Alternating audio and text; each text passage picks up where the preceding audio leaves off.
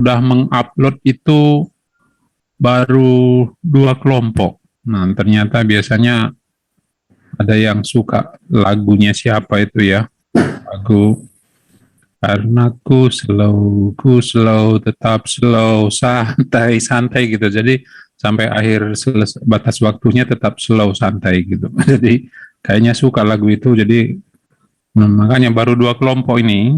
Kelompoknya Austrin, Kristandi, Kelvin, Charles, Natasha, Rahel, sama Sandy. Baru kelompok itu satu. Kelompok yang kedua Ricky, Joko, Laura, Angelita, Ella, dan Natasha. Yang lainnya itu masih nyanyi karena ku slow, tetap slow gitu. Maaf Pak, kami kira ini Pak, nggak diupload Pak, tinggal dipresentasikan Pak. Oh gitu, itu Ya, maaf Pak. Kelompoknya Muhammad Anas. Iya Pak. SQL mau nanya apa? Kelompok saya sudah upload Pak. Pembangkit listrik tenaga air. Kapan uploadnya? Tadi Pak, jam 12-an. Oh, jam 12. Berarti memang sudah, berarti kalau jam 12, karena saya lihat jam setengah 12 tadi baru 2 kelompok itu. Oke. Ya, jadi hari ini yang sudah upload presentasi itu siapa yang duluan itu ya ada poin tersendiri gitu ya. Itu juga menunjukkan kekompakan dan kerjasama yang baik. Nah, berarti ada 4 kelompok hari ini yang sudah siap ya. Satu kelompoknya yang apa namanya yang sudah upload 3 kelompok, satu yang dikirain enggak kelompok tadi, siapa tadi punyanya? Anas Pak. Anas ya. Ya. Jadi 4 kelompok ini yang presentasi hari ini aturannya presentasi 15 menit, lantas nanti kita tanya jawab lebih kurang 5 atau 10 menit begitu ya. Jangan lebih waktunya 5 menit ya. 15 menit maksud saya. Silakan bisa di-share screen. Pertama kelompoknya Kelvin. Ini anak apa namanya? Yang elektro siapa? Kelvin elektro ini ya? Iya Pak. Iya. Saya izinkan share screen dulu ya sebentar. Silakan kelompoknya Kelvin dulu sama teman-temannya Austin, Charles, Natasha, Rahel, dan Sandy.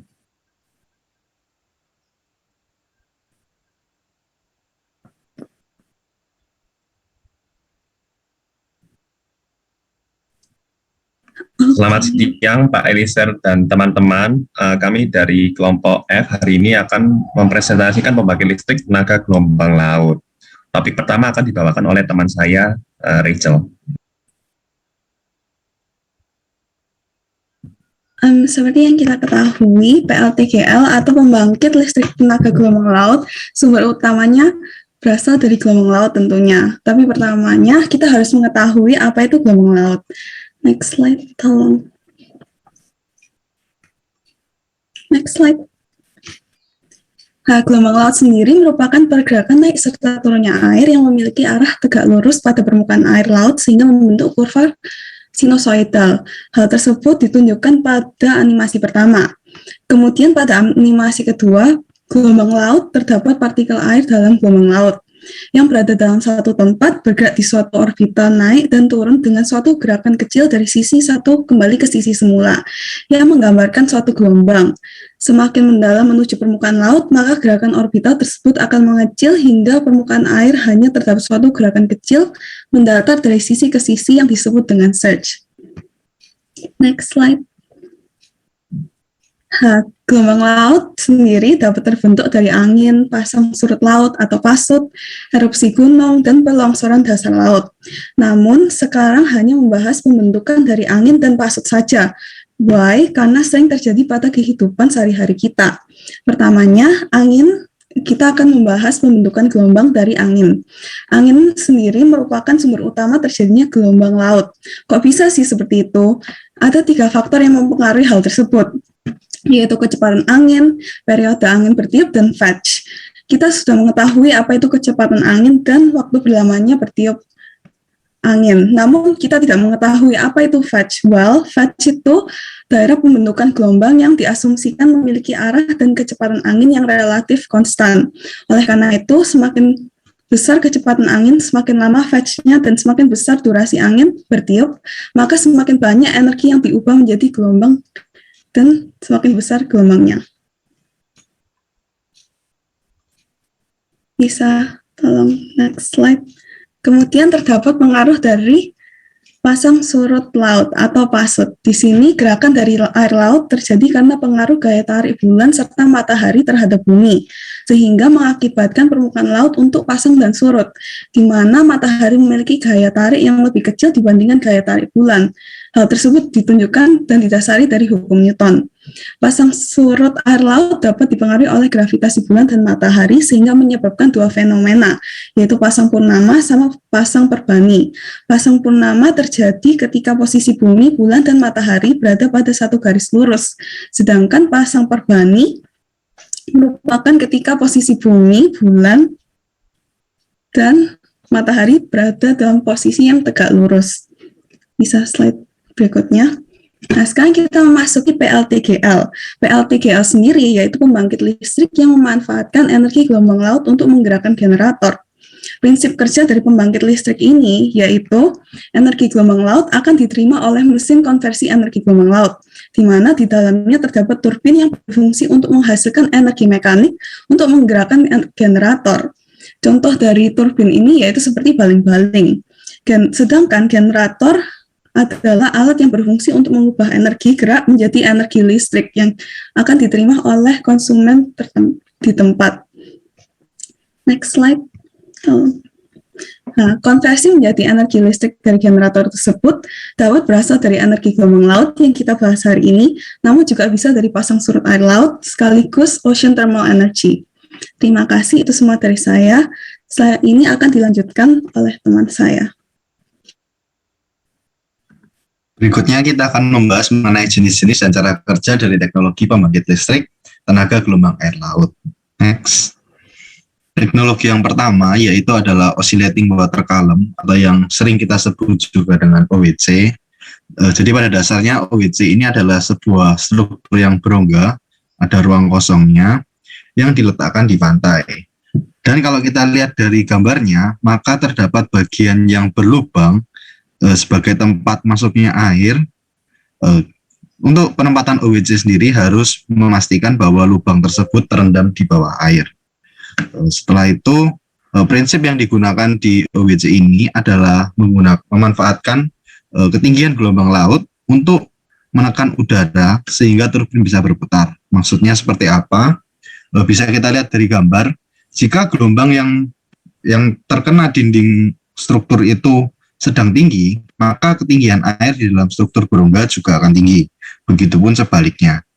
Ketika ketinggian air dalam struktur itu tinggi, maka tekanan udara di struktur itu akan menjadi besar.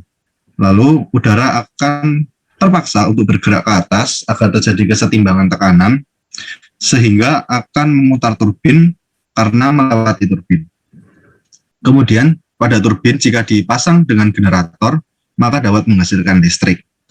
Ketika airnya turun, akan terjadi kondisi vakum sehingga udara yang tadi sudah naik akan kembali turun ke bawah dan proses akan berulang seperti itu selama terus-menerus. Berikutnya. Selanjutnya adalah teknologi overtopping converter atau bisa juga kita sebut dengan overtopping device. Pada teknologi ini seperti membuat pulau sendiri, bisa kita lihat di gambar. Jadi itu ada semacam tempat bendungan seperti pulau sendiri, pulau buatan. Pada alat ini kita memanfaatkan energi potensial. Jadi ketika gelombang dari air itu datang, maka air akan masuk ke dalam pulau buatan. Kemudian air itu akan bergerak ke bawah karena adanya gaya gravitasi. Karena ada perbedaan ketinggian, maka ada juga energi potensial. Energi potensial tersebut yang akan digunakan untuk menggerakkan turbin, dan turbin tersebut akan menghasilkan listrik jika dipasang bersama dengan generator. Next. Teknologi yang terakhir adalah oscillating body system, yaitu merupakan golongan dari seluruh perangkat yang pada dasarnya merupakan benda beroscilasi atau geraknya membentuk kurva sinusoidal, baik yang mengambang atau yang sering kita sebut dengan floating structure. Bisa kita lihat dari gambar yang kanan atas dan kiri bawah itu adalah yang floating structure, atau yang terendam yaitu fixed structure. Pada gambar ditunjukkan pada kiri atas dan kanan bawah, yaitu bendanya ada di bawah permukaan air laut. Biasanya perangkat ini mengeksploitasi gelombang yang lebih kuat, yaitu yang tersedia pada perairan bagian dalam, kurang lebih pada kedalaman sekitar 40 meter di bawah permukaan air laut.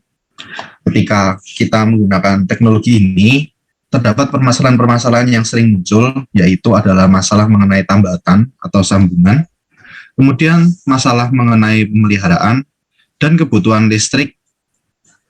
kabel listrik di bawah air yang relatif lebih panjang.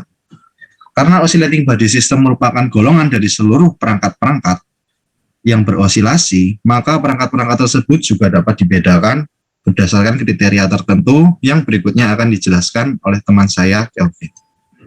Silakan. Nah, alat ini dibedakan menjadi 6. Nah, apa aja? Nah, yang pertama ada next. Nah, yang pertama ada single body having voice atau sistem satu perangkat. Nah, alat ini bekerja dengan memiliki acuan pada dasar laut atau suatu posisi yang tetap. Nah, alat yang digunakan berupa pelampung yang bergerak naik turun sesuai dengan gelombang laut. Nah, dengan adanya energi mekanik yang dihasilkan, kemudian akan dikonversi untuk menghasilkan energi listrik. Nah, untuk konversinya itu bisa beragam, bisa menggunakan turbin air, sistem hidrolik, atau generator listrik yang linear. Oke, next. Nah, kemudian ada two body having system atau sistem dua perangkat. Nah, sistem ini menyempurnakan sistem single body having voice yang memiliki masalah dalam jarak antar permukaan dengan dasar yang ditetapkan. Nah, karena jarak yang jauh ini sulit digapai, maka pada sistem ini menggunakan dua benda, di mana satu benda itu berada di atas, kemudian satu bendanya lagi itu bersifat sebagai pemberat. Jadi frekuensi resonansi itu cukup rendah ya, jadi dia tetap. Nah, gerakan naik turun antara kedua benda ini kemudian diubah menjadi energi listrik melalui sistem hidrolik atau turbin air atau generator listrik linear. Oke, next. Kemudian ada fully submerged saving system atau sistem di bawah air. Nah, merupakan sistem yang terendam seluruhnya. Nah, alat ini bekerja dengan memiliki acuan pada dasar laut atau suatu posisi yang tetap dan terdiri dari floater pada bagian atas. Nah, cara kerjanya ini seperti single body having system. Bedanya floaternya ini itu di bawah permukaan air. Oke, next.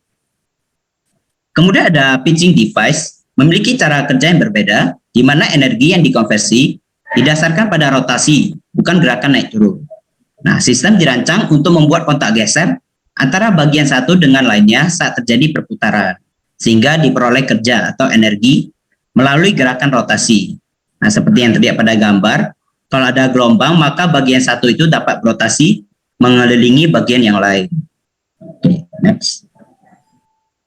Kemudian ada bottom hinge system atau sistem berengsel bawah. Nah, sistem ini bekerja pada permukaan laut, di mana terdapat engsel pada ujungnya yang menyebabkan dapat terjadinya pergerakan ke depan dan ke belakang. Nah, gerakan yang dilakukan oleh perangkat ini kemudian dikonversi menjadi energi dengan menggunakan sistem hidrolik seperti yang terlihat pada gambar. Nah, energi yang dihasilkan hidrolik ini dapat diubah menjadi energi listrik. Oke, next. Kemudian yang terakhir ada many body system atau sistem banyak perangkat. Nah, terdiri dari banyak perangkat yang mengapung membentuk susunan yang bekerja berdasarkan kerangka umum yang berada pada posisi yang tetap. Nah, perangkat ini bergerak naik turun sesuai dengan gelombang laut. Yang kemudian gerakan ini digunakan sebagai pompa untuk menggerakkan piston yang kemudian dapat diubah menjadi energi listrik. Nah, kemudian untuk potensi pemanfaatannya akan dibahas oleh Natasha.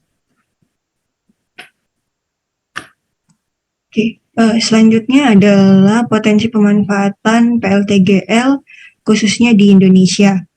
Indonesia adalah negara yang memiliki luas lautan terbesar di dunia, yaitu mencapai 5,8 juta kilometer kuadrat, atau keseluruhan luas negara Indonesia mendekati 70% adalah lautan. Namun, potensi kelautan ini belum dimanfaatkan dengan optimal, terutama pada potensi untuk membangkitkan tenaga listrik. Berdasarkan Badan Pengkajian dan Penerapan Teknologi atau BPPT menyatakan bahwa beberapa wilayah perairan di Indonesia memiliki banyak ombak dengan tinggi di atas 2 meter. Sedangkan dari penelitian juga PLTGL ini membutuhkan tinggi ombak dengan rata-rata 2-4 meter untuk dapat membangkitkan daya listrik sebesar 29 kW. Boleh next. Gambar ini diperoleh dari website BMKG yang menunjukkan tinggi gelombang untuk beberapa hari ke depan. Beberapa hari ke depan. Di Indonesia, range dari tinggi gelombang ditandai dengan warna-warna seperti warna biru mewakili sangat tenang dengan tinggi gelombang 0,1 sampai 0,5 meter. Ada warna kuning atau sedang dengan tinggi gelombang 1,25 sampai 2,50 meter. Dan juga ada ungu mewakili sangat ekstrim dengan tinggi gelombang 6 sampai 9 meter. Dengan kondisi tinggi gelombang saat ini, yang berpotensi untuk aplikasi PLTGL itu adalah sepanjang Pulau Sumatera dan Jawa, dan beberapa bagian di antara Pulau Kalimantan dan Sulawesi, lalu juga berada di bawah Pulau Maluku dengan warna kuning. Next. Kelompok kami memperoleh beberapa jurnal dan skripsi mengenai penelitian terhadap potensi penggunaan teknologi PLTGL di Indonesia. Salah satunya yaitu menurut Utami tahun 2010, bagian lautan di Indonesia mempunyai potensi untuk pengaplikasian PLTGL untuk teknologi Oscillating Water Column atau OWC. Berdasarkan hasil analisis dari penulis, potensi terbesar untuk menerapkan penggunaan OWC di Indonesia adalah perairan selatan Banten hingga Jawa Barat, Jawa Tengah, Jawa Timur, dan pada wilayah perairan Laut Arafuru dengan daya terbesar yaitu 1.968,235 watt. Lalu ada juga berdasarkan dari analisis Wijaya tahun 2010, kawasan Bali juga cocok untuk mengembangkan mengembangkan pembangkit listrik tenaga gelombang laut dengan teknologi Oscillating Water Column. Hal ini didasari pada kecocokan teknologi OWC dengan bentuk topografi dasar laut yang landai dan gelombang lautnya memiliki ketinggian konstan serta daerah konstruksi yang tidak perlu terlalu luas. Di Pulau Bali, kawasan yang memenuhi adalah kawasan Jimbaran karena langsung berhadapan dengan laut lepas atau Samudra Hindia sehingga ketinggian gelombang lautnya cukup besar dan konstan. Pada laut kawasan Jimbaran ini dapat menghasilkan daya tertinggi yaitu 4.174.7 watt dan yang terendah adalah 175,892 watt.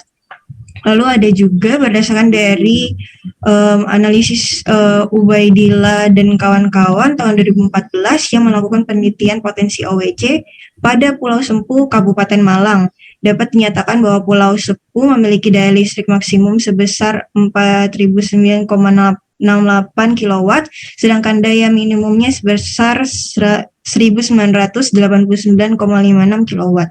Next. Selanjutnya adalah potensi untuk teknologi overtopping device. Dari yang dibaca tidak menemukan daya yang dihasilkan dari teknologi overtopping ini. Namun dari penelitian dari Vidura dan kawan-kawan menjelaskan tentang opsi jenis unit dengan penggunaan konverter energi gelombang yaitu wave dragon. Gelombang laut di Pulau Pari, tepatnya di Kepulauan Seribu, dapat dikategorikan sebagai smooth sea dengan tinggi gelombang signifikan 0,16 sampai 0,51 meter dengan periode 2 sampai 4 detik. Berdasarkan hasil tersebut, PLTGL tipe overtopping wave dragon ini mampu memenuhi kebutuhan daya listrik di Pulau Pari dengan dua opsi, yaitu menggunakan 35 unit Wave Dragon 1 di pesisir Pulau Pari dengan jarak 500 meter dari pemukiman, atau menggunakan 6 unit Wave Dragon 2 dengan lokasi penempatannya berada di wilayah timur laut Pulau Pari yang berjarak 18 km dari pemukiman Pulau Pari. Selanjutnya, keuntungan dan kerugian dilanjutkan oleh teman saya.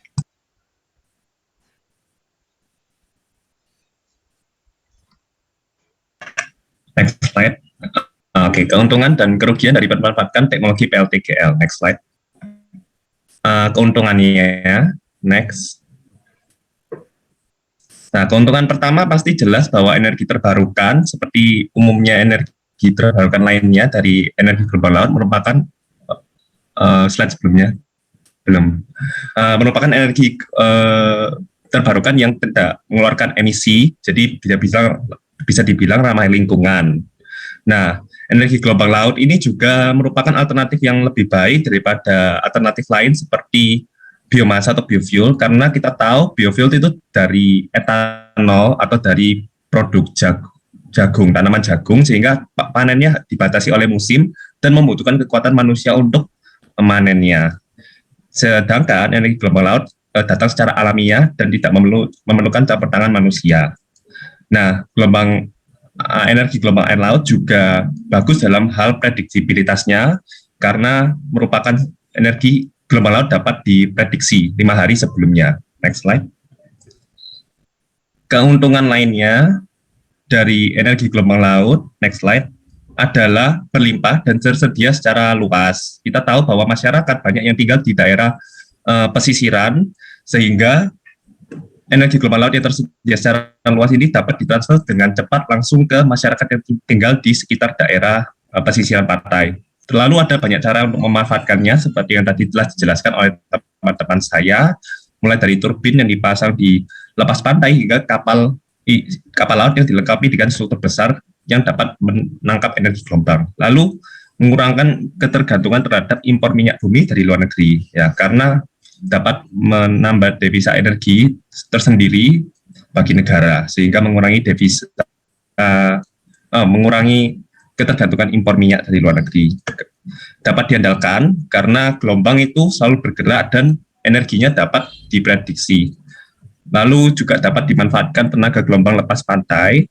Nah, karena di sini kita dapat menggunakan tadi yang dijelaskan oleh teman saya, floating device, sehingga potensi energi gelombangnya kalau diletakkan di lepas pantai juga meningkat dan mengurangi efek buruk bagi lingkungan. Keenam, yang paling penting keuntungannya adalah dapat menghasilkan energi yang cukup besar, yaitu sekitar 20 kW hingga 40 kW per meter gelombang, dan jika diletakkan di lepas perairan di dalam akan meningkat menjadi 100 kW per meter yang sangat besar. Next slide.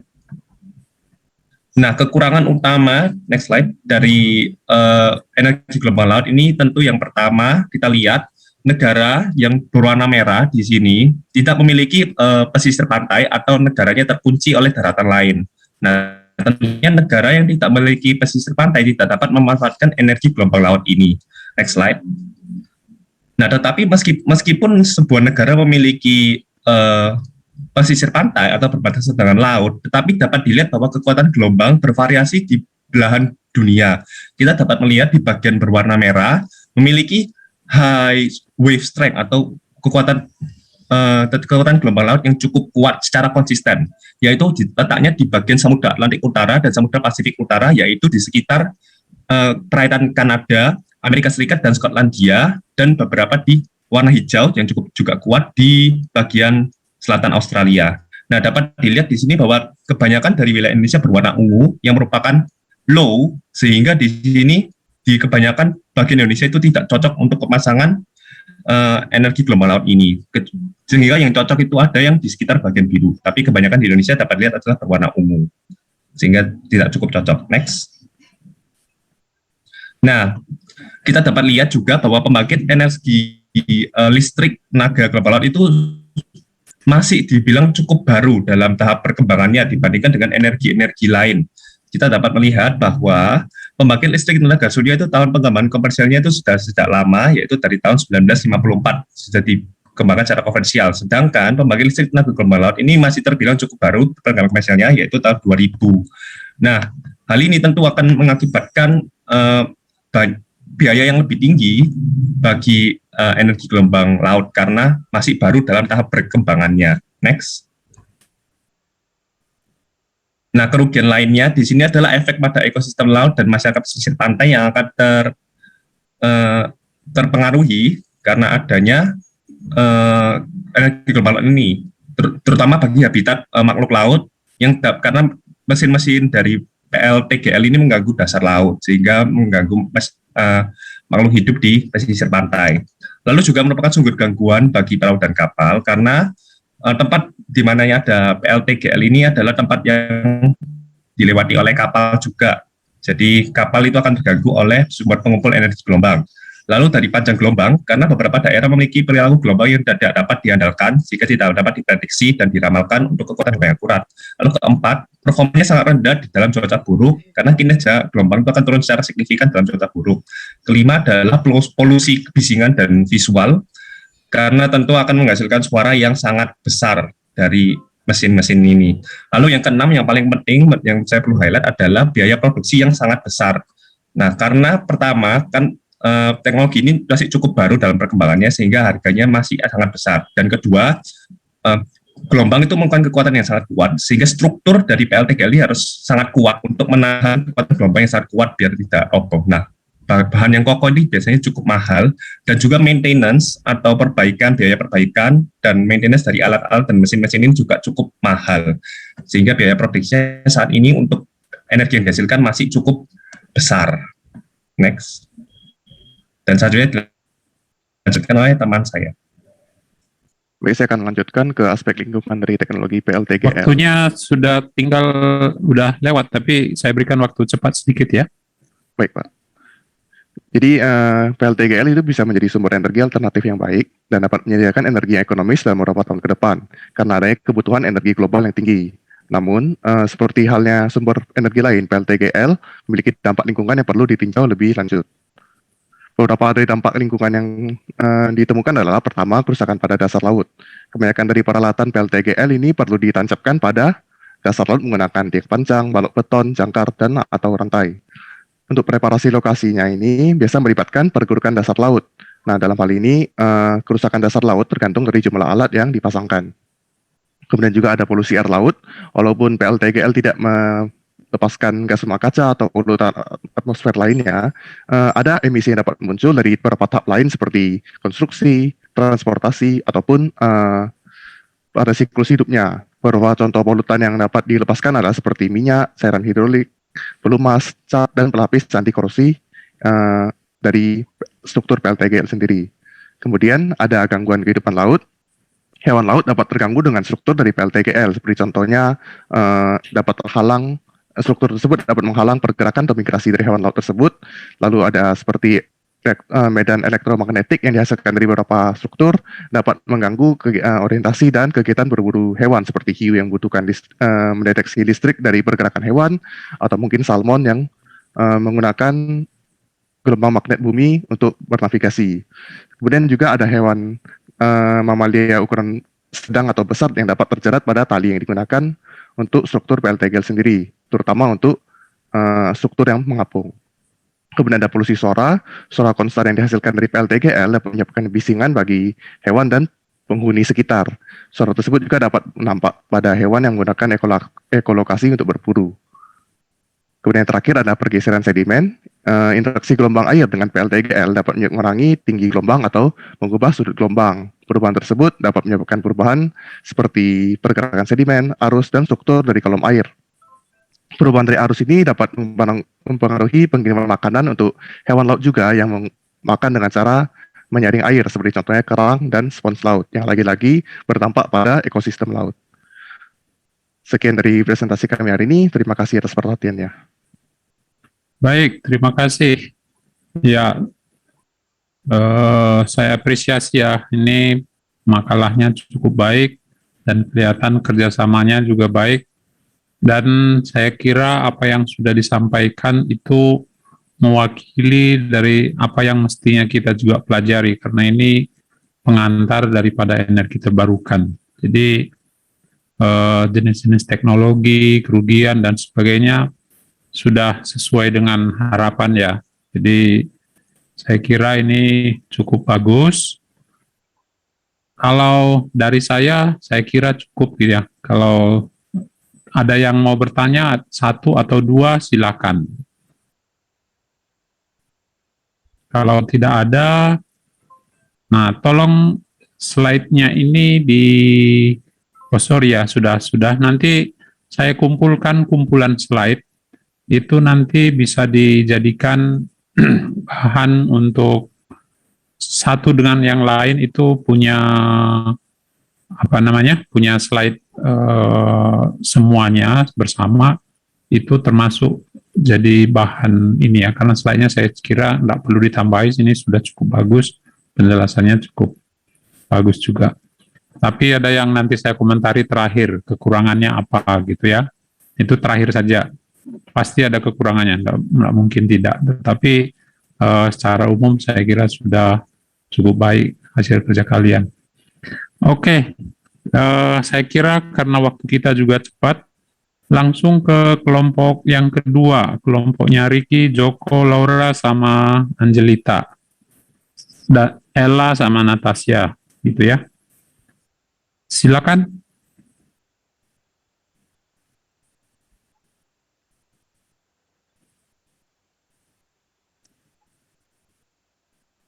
Ya, halo, selamat siang teman-teman dan Pak Edi.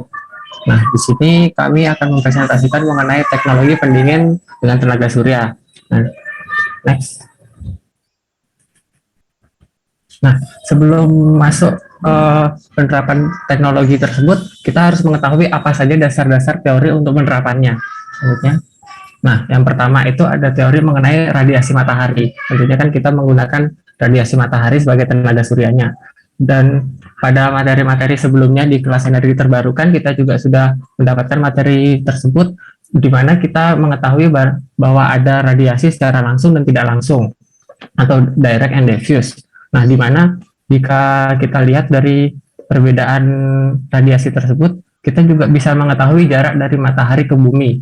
Dan dari beberapa sumber yang kami dapatkan, kelompok kami dapatkan itu ada sebuah info bahwa jarak dari bumi ke matahari yang paling dekat itu terjadi pada tanggal 3 Januari dan yang paling jauh itu terjadi pada tanggal 3 Juli dengan jarak terdekat itu 1,47 kali 10 pangkat 11 meter.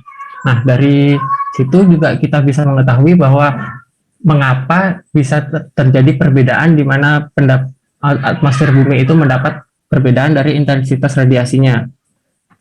Nah, untuk radiasi matahari sendiri, kalau yang langsung itu berarti dia langsung masuk ke panel suryanya, dan jika tidak langsung itu berarti ada pembelokan sedikit. Nah, dari pembelokan tersebut itu bisa, kalau di sumber-sumber yang kami dapatkan dan yang kami pelajari itu didapatkan dalam bentuk beta atau cosinus. Nah, cosinus itu bisa disebut sebagai angel accident atau sudut penyinaran. Next. Nah, teori selanjutnya yaitu tentang adsorban atau yang bisa didefinisikan sebagai suatu zat padat yang dapat menyerap partikel adsorbat dalam proses adsorpsi. Nah, hal lain yang perlu diketahui dari adsorban sendiri itu, adsorban itu memiliki beberapa perbedaan dari satu dengan yang lainnya, ada beberapa persentase. Nah, jadinya kita itu harus memilih adsorban yang tepat untuk penggunaan proyek kita. Jadinya itu juga harus disesuaikan dengan sifatnya dan juga ekonominya tentang biayanya. Nah, di adsorban sendiri kita juga bisa mengetahui tentang alumina aktif. Alumina aktif itu bisa kita definisikan sebagai suatu alumina yang berbentuk butir, nah, dan juga berpori. Jadi karena dia itu alumina aktif atau adsorban, itu memiliki daya serap terhadap air, gas, dan uap atau cairan-cairan tertentu lainnya, itu memiliki daya serap yang besar atau tinggi. Dan juga untuk alumina aktif sendiri memiliki salah satu bentuk senyawa itu yang bernama molecular shift.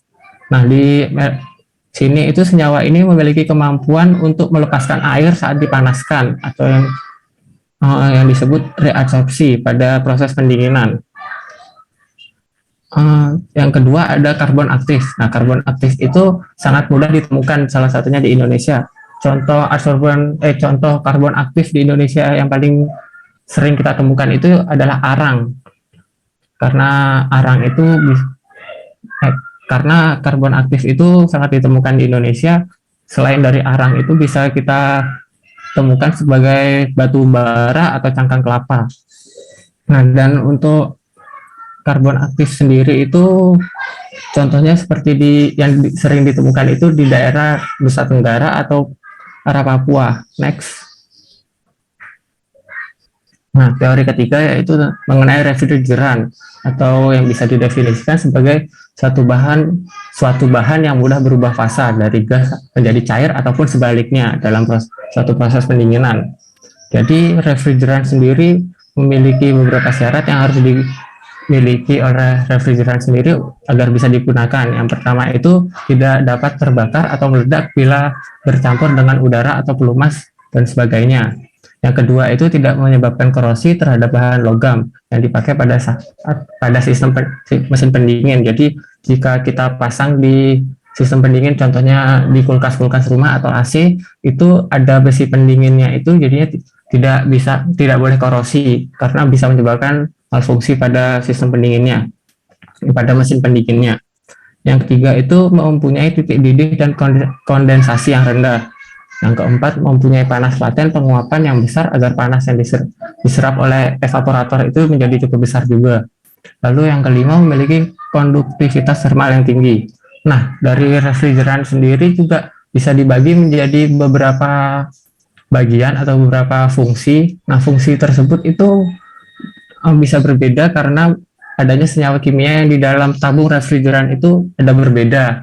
Nah, perbedaan itu bisa dilihat dari warna tabungnya seperti yang ada pada gambar, itu memiliki beberapa perbedaan dan memiliki beberapa fungsi. Next. Nah, selanjutnya akan dibawakan oleh teman saya. Selanjutnya saya akan menjelaskan tentang jenis adsorpsi dan juga jenis teknologi yang digunakan pada teknologi pendingin ini. Pertama ada jenis medium adsorpsi. Jadi adsorpsi sendiri itu merupakan suatu peristiwa penyerapan melalui suatu medium berpori terhadap molekul suatu absorbat. Lalu jenis medium dalam proses adsorpsi ini terbagi menjadi dua, yaitu adsorpsi fisika dan juga adsorpsi kimia. Jadi adsorpsi fisika ini timbul akibat adanya gaya van der Waals. Jadi gaya van der Waals ini dapat terjadi apabila gaya tarik-menarik antara zat terlarut dengan adsorbennya itu lebih besar daripada gaya tarik-menarik antara zat terlarut dengan zat pelarutnya. Jadi konsepnya adsorpsi ini tuh mirip sama kondensasi, di mana gaya tarik antara fluida sama solidnya itu lemah. Tapi kalau misalnya dalam hal ini fluidanya itu yang terikat pada solid adsorben itu lebih besar daya ikatnya daripada fluida yang terikat pada ikatan antara terlarut sama pelarutnya. Lalu adsorpsi fisika ini tuh biasanya bersifat reversibel karena ikatan yang terbentuk itu dapat diputuskan dengan mudah. Jadi proses adsorpsi fisika ini tuh terjadi tanpa memerlukan energi aktivasi. Jadinya prosesnya itu dapat membentuk multilayer gitu.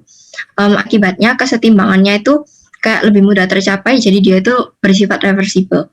Lalu karena ikatan pada adsorpsi fisika ini tuh cukup mudah diputuskan, maka biasanya tuh adsorpsi fisika ini berlangsung pada suhu rendah. Sehingga karena dari konsepnya adsorpsi yang mirip sama kondensasi, jadi derajat panas yang dilepaskan itu biasanya hampir sama-sama panas yang dilepaskan dari kondensasi. Selanjutnya ada adsorpsi kimia. Jadi adsorpsi kimia ini biasanya terjadi karena adanya reaksi kimia. Biasanya reaksi kimia ini membutuhkan energi yang lebih besar untuk menghasilkan adsorpsi kimia ini. Lalu adsorpsi yang jenis ini itu bersifat tidak reversibel karena adanya ikatan kimia, maka pada permukaan adsorben itu akan terbentuk satu lapisan, dan terbentuknya lapisan ini itu akan mengganggu penyerapan dari adsorben selanjutnya sehingga dapat mengganggu efektivitas dan bersifat tidak reversibel karena efektivitasnya itu kayak berkurang. Lalu karena tadi panas yang dibutuhkan atau energi yang dibutuhkan untuk terjadinya suatu reaksi itu biasanya lebih besar, maka biasanya adsorpsi kimia ini berlangsung pada suhu yang cukup tinggi. Akibatnya pada absorpsi kimia ini kalori yang dilepaskan itu akan cenderung lebih besar atau cukup tinggi.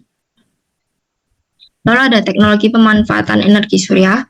Jadi terdapat dua jenis teknologi, yaitu PVC sama solar thermal system. Jadi kalau yang prinsip kerjanya yang PVC itu adalah mengonversi energi matahari menjadi energi listrik, dan output yang dihasilkan itu masih berupa arus DC, sehingga itu masih harus dibutuhkan inverter untuk mengubah arus DC ini menjadi arus AC.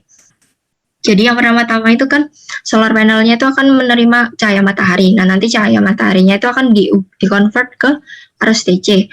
Terus nantinya itu bakal ada inverter, dia akan mengubah arus DC ini menjadi arus AC, sebelum nantinya itu akan dialirkan menuju ke peralatan elektroniknya, dalam hal ini itu pendingin. Nanti sisa arus listrik yang tidak digunakan itu akan disalurkan ke grid yang biasanya tersambung dengan PLN. Lalu yang kedua adalah solar thermal system. Jadi prinsip dari solar thermal system ini adalah terjadi pemanasan pada tabung kolektor secara langsung oleh sinar matahari. Jadi biasanya dia menggunakan cermin atau kolektor yang biasanya membantu memfokuskan sinar mataharinya itu ke arah kolektornya ini. Lalu solar thermal system ini biasa menggunakan teknologi storage. Biasanya pakai kayak molten salt, dia kayak baterai gitu. Jadi energi panas yang didapatkan pada siang hari itu bisa disimpan sehingga pada malam hari itu bisa digunakan kembali gitu. Lalu solar thermal system ini biasanya memiliki efisiensi yang lebih tinggi ketimbang dari PVC. Jadi dari beberapa penelitian itu kayak solar thermal system ini mengonversi energi panas yang lebih banyak, jadi kayak sekitar 65% dari sinar matahari yang diterima itu akan diubah menjadi energi panas, jadi sedangkan 35%-nya itu akan menjadi energi listrik. Selanjutnya akan dijelaskan oleh teman saya tentang cara kerjanya. Kemudian tentang cara kerja, next. Proses adsorpsi ini merupakan suatu fenomena permukaan di mana inti dari proses adsorpsi ini suatu medium yang padat berpori menyediakan permukaan yang sangat luas dan volume pori yang besar sehingga memiliki kapasitas adsorpsi yang besar juga. Untuk siklus adsorpsi, medium yang digunakan itu dibagi menjadi dua bagian utama, yaitu adsorpsi fisik dan adsorpsi kimia. Adsorpsi fisik disebabkan oleh gaya van der Waals antara molekul adsorben dan adsorbat. Sedangkan adsorpsi kimia disebabkan oleh reaksi kimia antara adsorben dan adsorbat. Next. Sistem pendingin siklus adsorpsi ini terdiri dari kolektor, kondensor, dan evaporator. Di dalam kolektor ini diisi dengan adsorben yang massa optimumnya itu berkisar 20-26 kg per meter persegi. Kolektor ini juga harus dalam keadaan tertutup, tidak tembus udara luar, dan memiliki pipa penghubung yang menjadi lautan refrigeran masuk dan keluar dari kolektor. Secara ringkas, prinsip kerja proses desorpsi dan adsorpsi itu dapat dijelaskan melalui siklus pendingin adsorpsi. Next. Proses pertama itu proses pemanasan atau heating dari titik pertama ke titik kedua. Pada kondisi ini, adsorben yang terdapat dalam kolektor itu dipanaskan oleh radiasi surya hingga tekanannya itu mencapai tekanan uap adsorbat sehingga memungkinkan terjadinya pelepasan uap adsorbat dari permukaan adsorben. Yang kedua adalah proses desorpsi dari titik 2 ke 3. Pada proses desorpsi ini, setelah kondisi pada titik 2 tercapai, maka ditambahkan panas dari radiasi surya, menyebabkan terjadinya pelepasan uap adsorbat. Selanjutnya, adsorbat dalam fasa uap itu mengalami proses kondensasi di kondenser dan masuk menuju evaporator. Yang ketiga, proses pendinginan atau cooling dari titik 3 ke titik 4. Pada proses pendinginan ini, tingkat intensitas radiasi surya ini mengalami penurunan, menyebabkan tekanan maupun temperatur kolektor dan adsorben yang terdapat dalam kolektor itu ikut menurun, sehingga secara konveksi alamiah dipengaruhi oleh kondisi udara lingkungan. Yang keempat itu proses adsorpsi dari titik keempat ke titik pertama. Pada kondisi malam hari, tekanan dan temperatur kolektor itu secara semakin menurun hingga tekanannya itu mencapai tekanan uap adsorbat, membuat adsorben akan menyerap adsorbat kembali. Hal ini memulai proses adsorpsi. Pada proses adsorpsi ini, cairan adsorbat yang ada dalam evaporator itu mengalami penguapan. Pada saat penguapan, adsorbat itu menyerap kalor yang terdapat pada dinding evaporator sebesar kalor latennya. Hal ini menyebabkan terjadinya proses pendinginan atau cooling effect di komponen evaporator. Pada hari berikutnya, proses ini akan berulang kembali dan begitu seterusnya. Selanjutnya, ada potensi pemanfaatan. Berikut adalah potensi pemanfaatan sistem pendingin tenaga surya. Next. Yang pertama, pertimbangan keadaan Indonesia sebagai negara tropis dengan ketersediaan cahaya matahari yang konsisten dan melimpah hampir sepanjang tahun.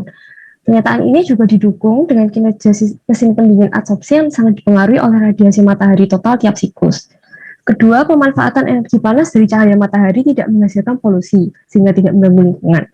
Ketiga, dapat memotong kebutuhan energi yang tidak terbarukan dari penggunaan sistem pendingin konvensional yang masih menggunakan listrik dari PLN. Pernyataan keempat tentang hubungan efisiensi dan daya sistem pendingin energi surya yang diperoleh dari hasil penelitian Kaushik et al. Tentang investigasi teori dan eksperimen sistem pendingin tenaga surya menyatakan bahwa output pendinginan dan sistem efisiensi energi dari sistem pendingin tenaga surya lebih rendah daripada sistem pendingin konvensional pada daya tinggi. Namun pada penggunaan daya rendah, efisiensi pendingin tenaga surya akan lebih tinggi. Kelima, kemampuan pendingin atau output pendinginan yang meningkat seiring dengan meningkatnya radiasi cahaya matahari. Next. Keuntungan dan kerugian sistem pendingin ini. Next. Keuntungannya itu ramah lingkungan, tidak menghasilkan polusi, dan perawatannya yang sederhana. Nah, sistem ini kan tadi sistem tertutup. Apabila terjadi kebocoran, itu tidak menghasilkan polusi karena karbon aktif yang dicampur dengan refrigeran tadi itu kemungkinan besarnya cuma menguap, kan isinya alkohol, jadi nggak terlalu berpengaruh gitu loh. Terus perawatan sederhana itu yang dimaksud itu kan perawatan itu dicek apakah pipanya bocor tadi agar sistemnya terjamin tetap tertutup, sama kolektornya itu bersih biar dapat menampung mengambil radiasi matahari secara maksimum. Terus ramah lingkungan. Sistem ini kita ini nggak perlu ngasih dia sesuatu secara berkala, jadi tidak menghasilkan polusi tadi. Terus ada kerugiannya. Di kolektor tadi kan dikasih tahu bahwa setiap meternya kolektor itu perlu diisi 10-20 kg karbon aktif, belum dicampur refrigerannya dan belum berat komponen lainnya. Jadi berat dari sistem ini di bagian kolektornya ini sangat berat. Habis ini proses ini bergantung cuaca. Proses ini nggak bisa terjadi saat mendung, karena proses ini juga harus terpapar sinar matahari, terutama saat panas-panasnya, yaitu saat peaknya atau siang-siang itu. Terus jarak komponen tidak bisa berjauhan, dan biasanya ini diatur secara vertikal langsung, karena kalau semakin jauh kan semakin banyak tenaga yang dibutuhkan untuk mendinginkan sistem ini. Ya, next.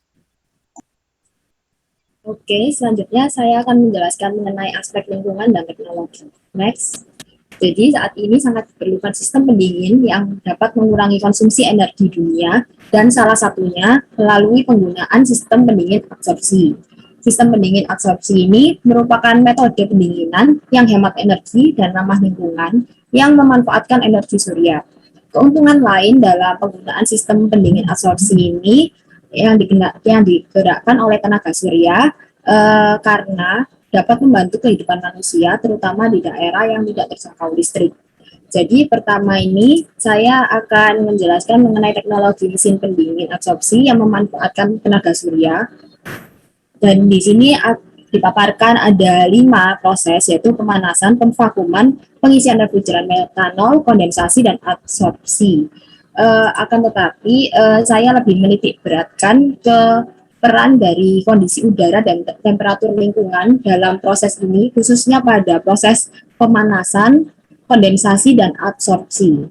Jadi dalam pengoperasian mesin pendingin absorpsi ini menggunakan peran dari kondisi udara dan temperatur lingkungan. Contohnya pada saat proses pemanasan menggunakan tenaga surya, itu dilakukan kurang lebih sekitar 6 jam.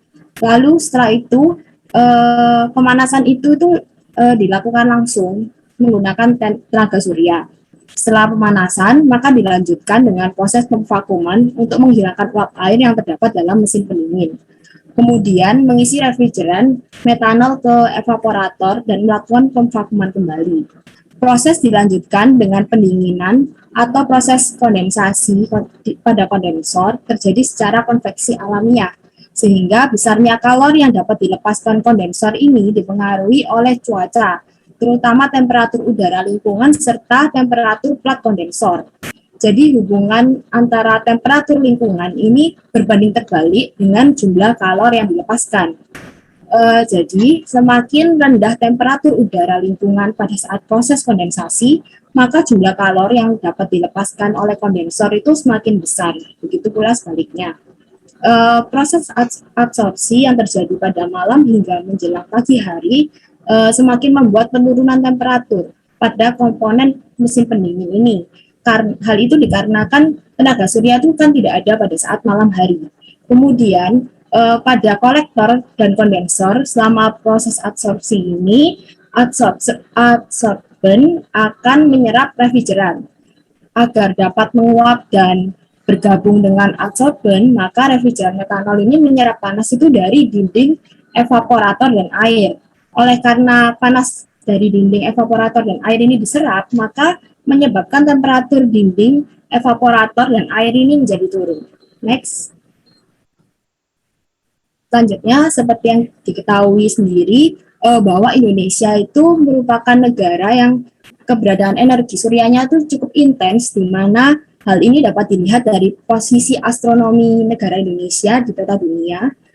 Letak Indonesia itu berada pada daerah Khatulistiwa, yaitu pada 6 derajat lintang utara, 11 derajat lintang selatan, dan 95 derajat bujur timur, hingga 141 derajat bujur timur, dengan memperhatikan peredaran matahari dalam setahun yang berada pada daerah 23,5 derajat LU dan 23,5 derajat LS, maka wilayah Indonesia selalu disinari matahari kira-kira sekitar 2.500 jam dalam setahun. Oleh karena itu, salah satu aplikasi pemanfaatan surya ini, khususnya untuk sistem pendingin, adalah menggunakan mesin pendingin absorpsi. Pengaplikasian mesin pendingin ini menggunakan tenaga surya yang hemat energi karena didukung oleh sumber panas dari energi terbarukan dengan pengontrolan yang sederhana dan ramah lingkungan. Next. Nah, kemudian karakteristik mesin pendingin siklus absorpsi. Next. Berikut adalah 4 pasangan utama adsorben dan adsorbat yang umum digunakan untuk sistem pendingin absorpsi tenaga matahari. Kemudian COP dan SCP ini adalah parameter utama untuk mengetahui karakteristik mesin pendingin absorpsi. Besar nilai COP sendiri dipengaruhi oleh kondisi cuaca dan efisiensi tiap komponen sistem, terutama kolektor, kondensor, dan evaporator. Nilai COP dapat dihitung dengan persamaan Q pendinginan per Q radiasi. Sementara itu SCP atau Specific Cooling Power adalah kapasitas pendinginan untuk setiap 1 kg massa adsorben yang dapat dihitung dengan persamaan WL atau besar daya pendinginan per massa adsorben dalam kolektor. Next. Selanjutnya ada komponen mesin pendingin absorpsi. Yang pertama ada kolektor. Jadi kolektor itu digunakan untuk menyerap panas dari radiasi matahari pada proses desorpsi. Pada saat proses desorpsi itu berlangsung. Jadi kolektor ini terbentuk dari bahan plate stainless steel dengan ketebalan 1 mm dan luas penampang 0,25 meter persegi. Lalu untuk meningkatkan proses perpindahan panas, maka di dalam kolektor itu ditambahkan strip dari bahan stainless steel yang berukuran 0,5 meter dikali 0,05 meter sebanyak 12 buah. Jadi dimensi dan jumlah strip ini tuh disesuaikan dengan kolektor yang dengan dimensi kolektor yang telah dirancang. Jadi di bawah ini ada gambar bagian kolektor yang telah dimuati dengan adsorben yang sebelah kiri. Paling kiri itu adsorben karbon aktif, yang tengah campuran antara karbon aktif dengan alumina aktif, dan yang paling kanan itu adsorben alumina aktif. Lalu ada kondensor. Jadi kondensor yang dibuat itu terbuat dari bahan stainless steel dengan ukuran sirip, panjangnya itu 400 mm dikali lebarnya itu 100 mm dan tebalnya itu 1 mm. Jadi pada proses pendinginan pada komponen kondensor ini berlangsung secara konveksi alamiah yang berfungsi untuk mengkondensasikan uap refrigeran yang berasal dari adsorben menjadi cairan refrigeran menuju ke evaporator. Oke, selanjutnya evaporator. Jadi, komponen evaporator ini didesain sesuai dengan volume metanol dengan dimensi itu kurang lebih 210 mm dikali 200 mm kali 100 mm seperti yang pada gambar. Lalu juga ditempatkan pada kotak isolasi sekaligus wadah air yang didinginkan yang terbuat dari plat stainless steel. Kotak tersebut diisolasi dengan styrofoam atau rock wool untuk meminimalkan pengaruh dari kondisi udara luar. Pada proses adsorpsi ini, cairan adsorbat yang ada di dalam evaporator itu akan mengalami proses penguapan. Dalam proses penguapan tersebut, maka adsorbat itu akan menyerap kalor yang terdapat pada dinding evaporator besar dan hal ini menyebabkan terjadinya proses pendinginan cooling effect di komponen evaporator. Pada hari berikutnya itu proses ini selalu berulang. Next. Ya, berikut ini merupakan gambar dari susunan komponen-komponen tadi. Next. Kemudian yang terakhir ada skema eksperimental. Ini merupakan gambarnya. Yang pertama itu mesin pendingin adsorpsi ini dirakit dari kolektor, kondenser, dan evaporator. Kolektor dan kondenser ini didinginkan oleh udara lingkungan secara konveksi alamiah. Untuk menghubungkan kolektor, kondenser, dan evaporator ini digunakan pipa fleksibel dengan diameter 20 mm. Mesin pendingin adsorpsi ini dihubungkan dengan sebuah data akuisisi melalui kabel termokabel yang ditempatkan pada komponen kolektor, kondenser, evaporator, dan air yang didinginkan. Kemudian terdapat sebuah data logger hobo station yang digunakan untuk merekam kondisi cuaca yang meliputi intensitas radiasi matahari, temperatur lingkungan, kelembapan udara, dan kecepatan angin. Alat ukur tekanan vakum ini dipasang pada mesin pendingin untuk mengukur perubahan tekanan operasi yang terjadi. Sehingga parameter yang diukur pada penelitian ini merupakan kondisi cuaca yang meliputi intensitas radiasi matahari, temperatur udara, kecepatan angin, dan kelembapan udara. Parameter lainnya merupakan temperatur pada komponen kolektor, kondensor, evaporator, dan air yang didinginkan, serta tekanan yang terjadi dalam mesin pendingin adsorpsi. Sekian presentasi dari kami, terima kasih. Ya, saya kira juga bagus ya apa yang sudah dibahas. Kalau bisa mengerti apa yang disampaikan tadi, itu cukup komprehensif, cukup bagus. Nah, intinya adalah kita waktu setengah semester pertama itu hanya mempelajari listrik tenaga surya dengan menggunakan fotovoltaik, dengan menggunakan sel surya. Nah, kita juga bisa membuat solar thermal, yaitu pemanas air tenaga surya. Nah, pemanas air tenaga surya itu alatnya ataupun komponen penangkapnya itu disebut dengan kolektor yang disebutkan oleh teman-temannya tadi ya. Jadi kalau dalam energi surya, kolektor itu maksudnya adalah pengumpul panas. Panasnya itu cahaya itu dikonversi menjadi panas. Nah, panas yang kita dapatkan itu banyak penggunaannya, bisa pengering, bisa pemanas udara, bisa pemanas ruangan, bisa pemanas air untuk penggunaan air mandi, sampai pada di pabrik dan seterusnya. Sayang sekali memang di Indonesia ini belum banyak gitu ya. Salah satu yang lain yaitu adalah pendingin udara. Jadi pendingin udara itu tenaga matahari, tadi disebutkan ada dua. Satu pakai tenaga listriknya yang dari fotovoltaik, satu kita bisa langsung memakai panas itu untuk membuat dingin. Jadi sebenarnya energi itu kan kekal. Kalau dia panas, itu artinya ketidakhadiran dingin. Jadi ada energi di situ. Nah, dengan memakai adsorpsi dan proses-prosesnya yang tadi, tapi intinya adalah kita bisa memakai panasnya di luar itu membuat dingin udara di dalam ruangan. Nah, teorinya begitu, tapi pada kenyataannya kita ini kan belum gitu ya. Itu makanya teman-teman mahasiswa saya menginginkan selain memang untuk kuliah ini juga mempelajari, coba kalau bisa ini dijadikan misalnya ya karya ilmiah dan sebagainya supaya langsung tidak hanya teori gitu ya.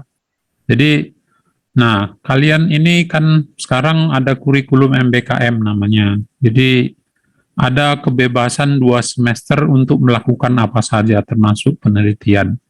Bagi yang tertarik, saya sedang apply project yang cukup besar tentang energi terbarukan. Kalau nanti yang tertarik bisa kerja dan hitungannya bisa sampai ya disesuaikan berapa SKS. Jadi Anda tidak perlu kuliah, tapi menyelesaikan itu dihitung menyelesaikan kuliah gitu ya, sesuai dengan topik yang tertarik. Saya memang area penelitiannya tentang energi terbarukan dengan topik-topik yang kita bahas di bagian Anda ini, termasuk tadi gelombang laut, kemudian ada air, ada matahari, dan seterusnya. Salah satu yang sedang kita apply, gitu ya, saya ada beberapa project yang melibatkan mahasiswa juga, yang kita apply kalau nanti ini berhasil, saya butuh banyak mahasiswa, ini info awal saja gitu ya, yaitu kita mengembangkan wisata energi terbarukan.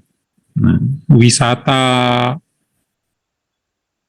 binatang sudah banyak gitu ya, wisata apa namanya, wisata kuliner sudah banyak, tapi wisata energi terbarukan belum ada gitu. Itu menarik. Jadi kita pilih satu daerah desa mandiri energi, energinya semua dari alam, kita desain alatnya, kita buat, ya kita beli tentunya juga kalau kita tidak bisa buat, tetapi kita ngerti konsepnya, kita kerjakan sama-sama. Jadi butuh banyak mahasiswa, teman-teman mahasiswa yang bisa terlibat. Ini saya sounding dulu aja, mana tahu nanti kalau ini sudah ada yang mungkin tanya-tanya, bisa setelah meskipun sudah selesai kuliah ini, maksudnya mata kuliah energi terbarukan ini, ya kita bisa masih ini kan gitu ya.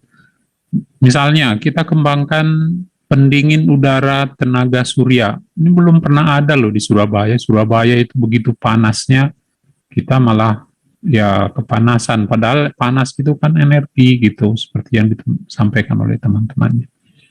Baik, saya kira cukup bagus ya. Jadi tolong nanti yang temannya yang lain mudah-mudahan mendengarkan slide-nya ini dan makalahnya saya akan kumpulkan jadi satu, menjadi karya mata kuliah ini nanti saya kumpulkan jadi satu drive dan bisa dipakai untuk orang lain juga kalau memang mau jadi referensi.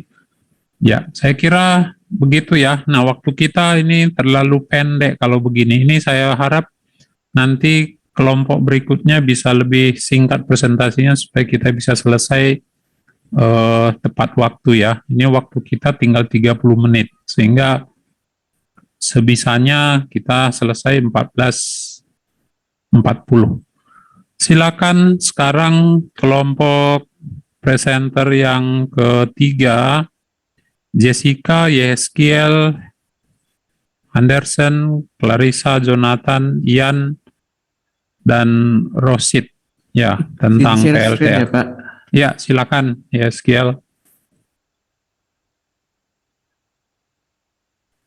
Oke, jadi selamat siang Bapak Eliezer dan teman-teman semua. Di sini dari kelompok kami akan menjelaskan tentang pembangkit listrik tenaga air. Oke, untuk slide-nya bisa di next. Jadi kita membahas tentang pendahuluan terlebih dahulu. Ya, seperti kita ketahui juga, listrik kan merupakan kebutuhan hidup kita sehari-hari. Nah, dari tahun ke tahun, peningkatan dari penggunaan listrik itu terjadi peningkatan, terutama di daerah-daerah seperti perkotaan, karena dari semua peralatan yang kita gunakan, baik di rumah ataupun di luar rumah, seperti perkantoran dan lain-lain, itu menggunakan energi listrik untuk mengoperasikannya.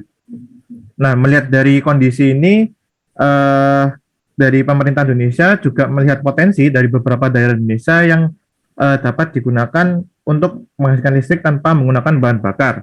Kita ambil contoh seperti PLTA. Nah, untuk PLTA sendiri itu memanfaatkan bentuk perubahan dari tenaga air dengan ketinggian dan debit tertentu untuk menjadi tenaga listrik yang dikonversi melalui turbin dan generator.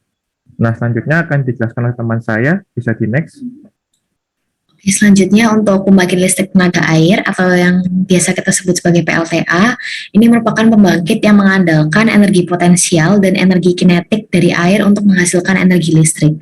Tenaga yang digunakan pada pembangkit ini merupakan tenaga air atau yang biasa disebut sebagai hydropower yang terbendung oleh waduk secara umum dan akan menghasilkan energi potensial dan juga energi kinetik yang nanti akan diubah oleh generator menjadi energi mekanik yang kemudian akan menghasilkan hidroelektrik atau tenaga listrik yang dihasilkan oleh tenaga air. Nah, untuk PLTA sendiri sudah dihasilkan kurang lebih di 150 negara dan dominan di kawasan Asia Pasifik dan sudah menghasilkan 33% tenaga air global pada tahun 2013. Sedangkan pada tahun 2015, tenaga air sendiri itu telah digunakan sebanyak 16% sampai 17% total listrik dunia dan 70% sudah mendominasi seluruh energi terbarukan. Next. Untuk presentasi kita pada hari ini akan ada 4 topik utama, yaitu komponen PLTA, jenis-jenis PLTA, cara kerja PLTA, dan implikasi PLTA. Next. Untuk topik pertama yaitu komponen PLTA.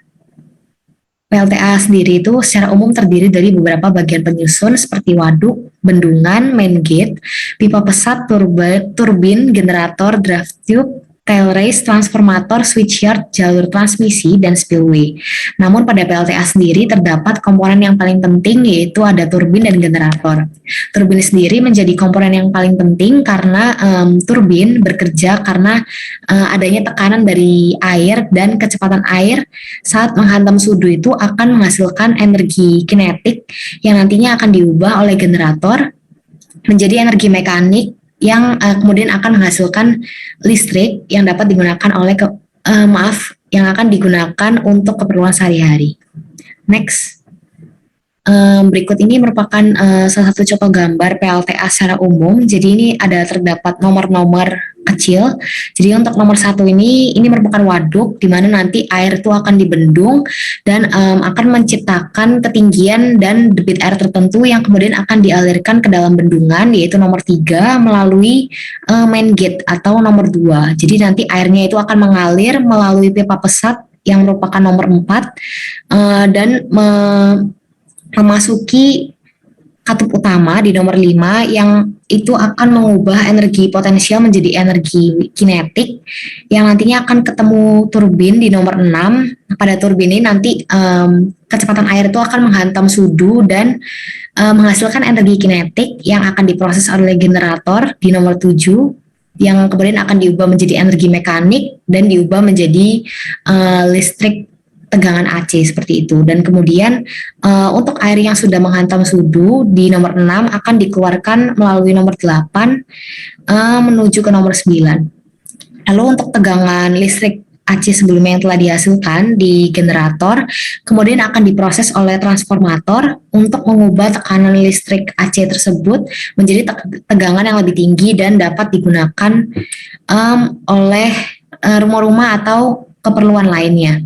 Untuk nomor 11 dan nomor 12 ini merupakan controller dan kabel transmisi yang digunakan untuk menyalurkan listrik yang sudah diproduksi oleh PLTA ke rumah-rumah dan pusat industri. Selanjutnya dapat dilanjutkan oleh rekan saya. Jenis-jenis PLTA. Nah, ini dari cara memperoleh potensinya itu, PLTA itu dibagi menjadi beberapa jenis. Yang pertama itu aliran sungai langsung tanpa kolam tanduk. Nah, di sini tuh aliran sungai itu langsung dialirkan melalui saluran terbuka atau tertutup dan masang di ujung saluran tersebut. Nah, aliran sungai ini yang tanpa kolam tanduk ini kelebihannya itu dia itu karena tidak memiliki kolam tanduk, dia itu harganya lebih murah. Keterangannya dapat dilihat ada gambar. Jadi ada sungai diolah sedikit terlebih dahulu seperti disaring, endapkan, lalu akan dimanfaatkan sebagai PLTA. Next.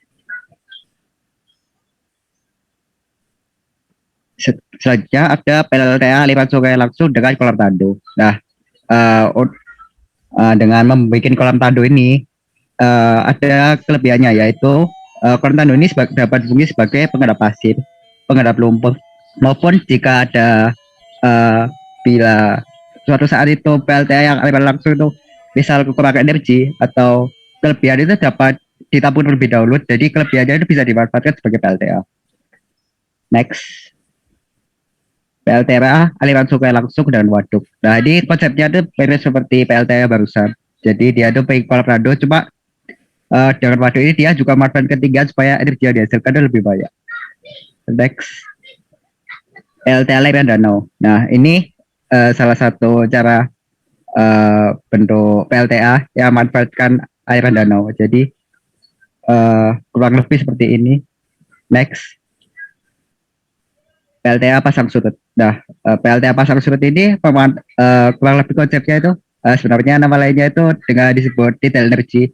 Nah, jadi itu ketika air laut pasang, air laut itu masuk ke teluk sebagai kolam, lewati bangunan, lalu mendorong sudut-sudut jalan atau runner dari turbin. Nah, yang mendorong hasil dorong ini menghasilkan suatu energi. Jangan pada pasang surut, air kolam itu bakal lebih tinggi, lalu menuju ke permukaan air laut. Dan gerakan itu akan menghasilkan juga energi. Next. Oke, nextnya ini ada cara kerja dari pembangkit listrik tenaga air sendiri. Itu pertama-tama air mengalir, ya sebagian besar cara kerjanya sudah dijelaskan di awal sih sebenarnya. Jadi air mengalir dari tempat yang ketinggian yang tinggi seperti di bendungan tadi atau reverse soil, terus kemudian dialirkan ke bawah. Jadi energi potensial air itu diubah menjadi energi kinetik karena memiliki kecepatan tertentu sehingga memiliki suatu debit seperti itu. Kemudian dari laju air tersebut menggerakkan turbin, yang kemudian turbin tersebut akan menggerakkan generator listrik. Nah, generator listrik ini sendiri adalah sebuah mesin yang dapat mengubah energi gerak atau mekanik menjadi energi listrik. Generator mengkonversi energi dari bentuk energi mekanik menjadi energi listrik yang berlangsung di daerah medan magnet. Karena adanya energi mekanik yang diberikan pada generator, maka timbul arus listrik dari dalam suatu penghantar akibat perubahan medan magnet di sekitar alat penghantar tersebut.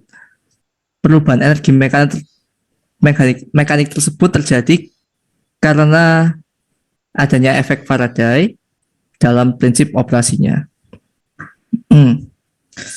Nah, generator akan berfungsi apabila memiliki kumparan medan yang berguna untuk menghasilkan medan magnet, kumparan jangkar yang berfungsi sebagai pengibas GGL pada konduktor-konduktor yang terletak pada alur jangkar serta celah udara yang memungkinkan berputarnya jangkar dalam medan magnet. Next. Nah, di sini ada rumusnya untuk daya yang dapat digunakan oleh generator tersebut. Jadi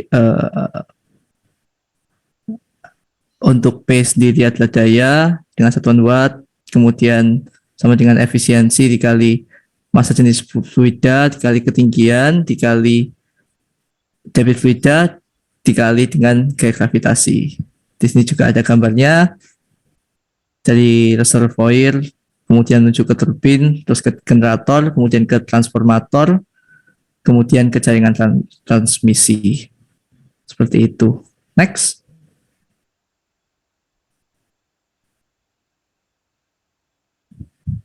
Oke, untuk implikasi PLTA sendiri itu tadi dibagi menjadi beberapa. Salah satunya adalah potensi pemanfaatan PLTA. Sebelum membahas mengenai potensi pemanfaatan PLTA khususnya di Indonesia, kita harus tahu terlebih dahulu bahwa kebutuhan energi listrik nasional itu terus meningkat hingga sebesar 6,9% per tahun. Sebaliknya, ketersediaan energi fosil sebagai sumber energi primer pembangkit tenaga listrik itu terus menurun. Oleh sebab itu, pemerintah Indonesia sendiri telah melakukan percepatan pemanfaatan energi baru terbarukan atau biasa disebut dengan EBT, di mana target pemanfaatan EBT nasional ini pada tahun 2050 itu diharapkan dapat mencapai 31%. Negara Indonesia sendiri memiliki potensi pembangkit listrik tenaga air atau PLTA sebesar 75 megawatt. Akan tetapi 75.000 megawatt. Akan tetapi potensi ini baru dimanfaatkan sekitar 6%-nya saja, yaitu sekitar 3.500 megawatt atau 14,2% dari jumlah energi pembangkit yang dihasilkan oleh PT PLN. Hal ini disebabkan karena kebutuhan listrik yang besar yang berada di Pulau Jawa, sedangkan potensi yang besar itu mayoritas berada di luar Pulau Jawa. Pembangunan PLTA sendiri itu dapat dielaborasi dengan pemanfaatan sumber daya air sebagai salah satu sumber energi primer. Lalu juga dapat disinergikan dengan memanfaatkan air untuk meningkatkan ketahanan pangan, sehingga dapat menghasilkan banyak keuntungan lainnya. Untuk keuntungan dan kerugian dari pembangkit listrik tenaga air dapat dilanjutkan oleh teman saya. Next, selanjutnya yaitu keuntungan dan kerugian pemanfaatan pembangkit listrik tenaga air. Keuntungan yang pertama ialah tidak menimbulkan polusi dan ramah lingkungan. PLTA tidak menghasilkan limbah yang berbahaya bagi lingkungan dan tidak menggunakan bahan bakar fosil. Keuntungan yang kedua ialah diperoleh dari alam, sehingga tidak perlu untuk membeli air. Lalu yang ketiga yaitu sumber daya terbarukan. PLTA dapat bertahan dengan jangka waktu yang lama menggunakan air yang mengalir sebagai sumber energi yang dapat diperbarui dan tidak pernah habis, serta terdapat di mana-mana digunakan untuk menghasilkan energi listrik tenaga air. Keuntungan yang keempat yaitu fleksibel. Jika pembangkit tenaga listrik yang menggunakan matahari, angin, batu bara, PLTA ini bersifat konstan. Aliran air untuk menghasilkan energi dapat mudah diubah untuk memenuhi permintaan pasokan. Lalu kerugian yang pertama yaitu bergantung pada musim. Apabila musim kemarau, digunakan air yang berasal dari danau buatan maupun danau alam, sehingga adanya kekurangan cadangan air, sehingga jumlah yang diberikan untuk konsumen itu berkurang. Kerugian yang kedua yaitu berdampak buruk bagi satwa-satwa liar. Air yang mengalir menjadi terganggu karena adanya bendungan yang dibangun, sehingga hewan liar itu menjadi terganggu dan kebutuhan airnya jadi berkurang. Lalu kerugian yang ketiga yaitu biayanya yang besar, karena PLTA ini membutuhkan investasi biaya yang lumayan tinggi. Membangun bendungan memerlukan biaya yang tidak sedikit. Lalu yang keempat menyebabkan bencana banjir dan tanah longsor. Apabila PLTA ini roboh akan mengakibatkan bencana banjir, sehingga rumah dan fasilitas umum terkena dampak tenggelam oleh banjir. Next. Oke, untuk aspek lingkungan dari pembangkit listrik tenaga air sendiri, untuk PLTA sendiri kan sudah dijelaskan tadi, memanfaatkan mengalirnya air dari daerah yang tinggi menuju daerah rendah. Jadi disimpulkan PLTA sendiri itu kayak di Indonesia itu memanfaatkan tentang kayak aliran dari sungai. Nah, dari Pulau Jawa sendiri itu merupakan tempat yang berpotensi untuk berjalannya PLTA, karena dari Pulau Jawa sendiri banyak terdapat aliran sungai yang di daerah pegunungan yang dapat dimanfaatkan untuk membangkit listrik tenaga air. Contoh saja dari PLTA terbesar di Indonesia itu ada di Bandung, yaitu PLTA Cirata yang dapat menghasilkan energi listrik untuk rata-ratanya 1.428 gigawatt hour per tahunnya. Nah, untuk PLTA Sutami sendiri merupakan PLTA terbesar di Jawa Timur yang menghasilkan 25 hingga 29,14 megawatt. Oke, selanjutnya akan dijelaskan oleh teman saya. Bagian terakhirnya adalah penutup berupa kesimpulan dan saran. Menurut peta Indonesia Indonesia terdiri dari berbagai, ada kepulauan dan juga ada air. Hal ini seharusnya bisa dimanfaatkan secara maksimal untuk penggunaan airnya. Nah, dari hasil pemaparan di atas itu, PLTA ini merupakan pembangkit yang mengandalkan energi potensial dan energi kinetik dari air untuk menghasilkan energi listrik. Untuk PLTA sendiri tadi saya jelaskan bahwa terdiri dari beberapa komponen-komponen. terus berbagai jenis PLTA untuk digolongkan berdasarkan potensinya. Nah, untuk di Indonesia sendiri, PLTA dapat menjadi sumber listrik bagi masyarakat Indonesia karena memiliki banyak keuntungan karena apabila masyarakat ini hidup dalam pedalaman seperti pedesaan hingga pelosok, yaitu tidak menimbulkan polusi, biaya airnya relatif murah dari alam, merupakan sumber energi terbarukan dan fleksibel.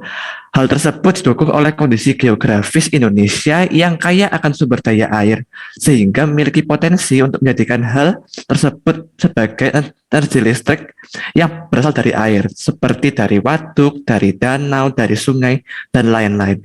Untuk sarannya, penggunaan PLTA terdiri dari dua aspek. Yang pertama dalam hal ekonomi dan dalam hal pemahaman masyarakat, karena banyak masyarakat tuh yang nggak paham tentang penggunaan PLTA ini. Contohnya di Sumatera Utara, tiba-tiba PLTA dibentuk tanpa ada izin, lalu tiba-tiba ada orang utan yang berada di Sumatera Utara itu yang merasa kehilangan untuk mencari sumber makanan. Maka dari itu perlu adanya sebuah kolaborasi antara pihak masyarakat dengan pihak pemerintah terkait penjelasan ini. Lalu untuk sisi perekonomiannya sendiri itu hal ini menjadi peluang yang sangat bagus untuk menambah perekonomian di Indonesia menjadi lebih baik dan stabil. Sebaiknya hal tersebut menjadi pertimbangan juga dari pemerintah, karena produk atau hasil dari PLTA ini berupa energi listrik yang membantu dalam menghidupkan berbagai peralatan yang dibutuhkan oleh manusia, seperti peralatan rumah tangga dan hal lainnya. Oke, ikan hiu makan tomat, terima kasih sobat. Sekian dari kelompok kami, terima kasih. Ya, sambal terasi, sambal tomat. Terima kasih atas sudah bertobat gitu ya. Ya, itu kok pantun. Ya, intinya PLTA itu suatu teknologi yang sebenarnya sederhana tapi sangat besar manfaatnya. Ini ada kuliah setelah 10 jam 14.40 ada yang kuliah setelah ini? Kalau tidak? Ada Pak, saya. Bisa tunda nanti 5 menit ya, nggak apa-apa ya. Biar satu kelompok lagi. Ini kita paskan, mudah-mudahan kelompok terakhir bisa selesai lebih cepat. Tapi yang perlu saya tekankan satu hal yang dari PLTA, karena nanti ada hitung-hitungannya kalau ujian. Tolong ini rumus ini ya, di rumus temannya tadi. Ini di slide yang saya share ini, tolong diperhatikan ya. Jadi daya yang dihasilkan oleh air dan PLTA adalah efisiensi dikali rho dikali H ini ketinggian, head biasanya namanya, Q ini debit itu harus di dalam meter kubik per detik dan dikali gravitasi. Rho ini sudah 1000 karena 1000 kg per meter kubik rho air. Q ini sendiri dan H yang biasanya menentukan. Jadi berapa debit air dan berapa ketinggiannya gitu ya. Jadi kalau ada aliran sungai, kita bisa menghitung berapa daya ya keluarannya dengan menggunakan rumus ini. Jadi tolong dicatat rumus ini, karena nanti ada mungkin kalau ada soal Anda bisa menjawab, saya sudah memberitahu gitu ya, pakai rumus ini. Ya, saya kira itu satu kelompok terakhir, minta tolong bisa cepat ya. Kelompoknya Rio, Erian, Gabriela, Devina, Rosalia, dan Bilton. Silakan. Kalau bisa lebih cepat, karena ini otek, judulnya mestinya tidak terlalu dalam kita pelajari. Silakan. Dava minggu depan ya kelompoknya.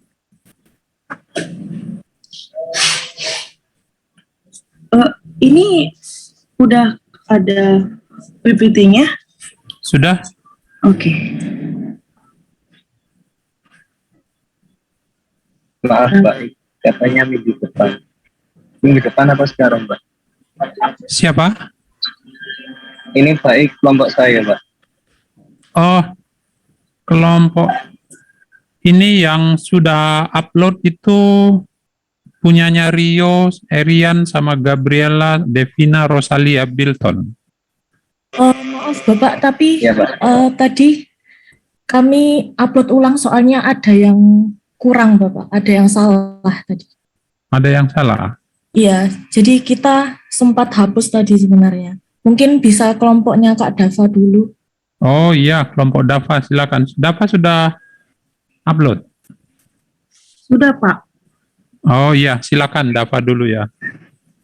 Baik, Pak.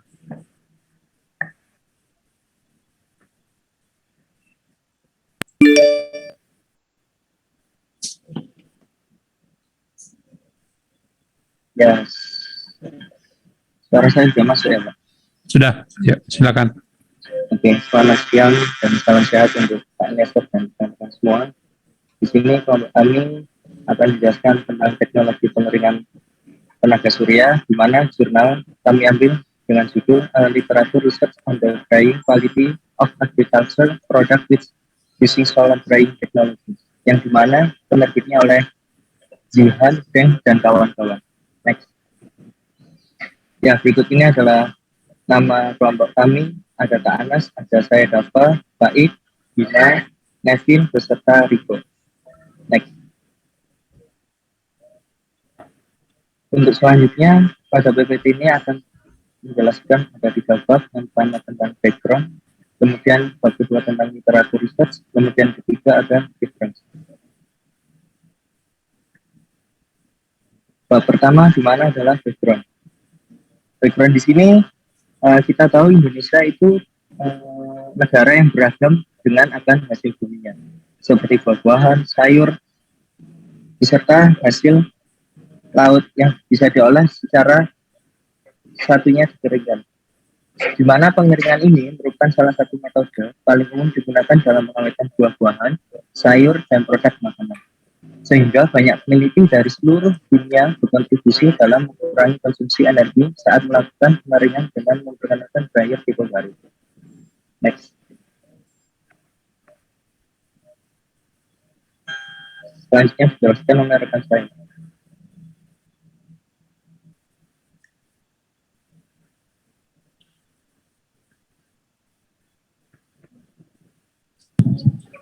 Literatur research. Pengeringan merupakan proses perpindahan massa dan panas yang terjadi pada permukaan dan di dalam suatu material. Metode pengeringan material dibagi menjadi 3 kategori, yaitu ada secara alami, pengeringan secara tradisional, dan pengeringan menggunakan energi bersih. Untuk pengeringan secara alami, hasil pertanian dikeringkan dengan sinar matahari, di mana bahan diletakkan di lapangan yang terbuka. Teknik pengeringan ini memiliki kekurangan yaitu luas area dan kualitas pengeringan yang terpengaruh oleh keadaan lingkungan. Metode pengeringan tradisional menggunakan udara panas dengan membakar bahan bakar fosil atau kayu yang memperburuk dengan membakar bahan bakar fosil yang memperburuk polusi lingkungan dan kekurangan energi. Pengeringan dengan energi bersih terjadi dengan energi udara panas atau energi solar.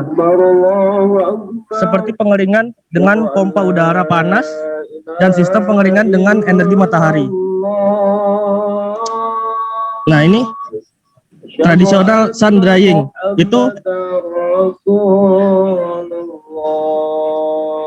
matahari secara tradisional atau pengeringan matahari secara tradisional paling banyak digunakan di daerah untuk mengeringkan hasil pertanian seperti buah, sayur, dan tanaman obat, di mana energi matahari melimpah. Berdasarkan Omid Baigi dibandingkan dengan pengeringan menggunakan udara panas pada 40 derajat Celcius dan shade drying, pengeringan dengan panas matahari bisa membuat komposisi kimia yang lebih rendah seperti isobatrite, pinen, dan heptanol. Berbeda dengan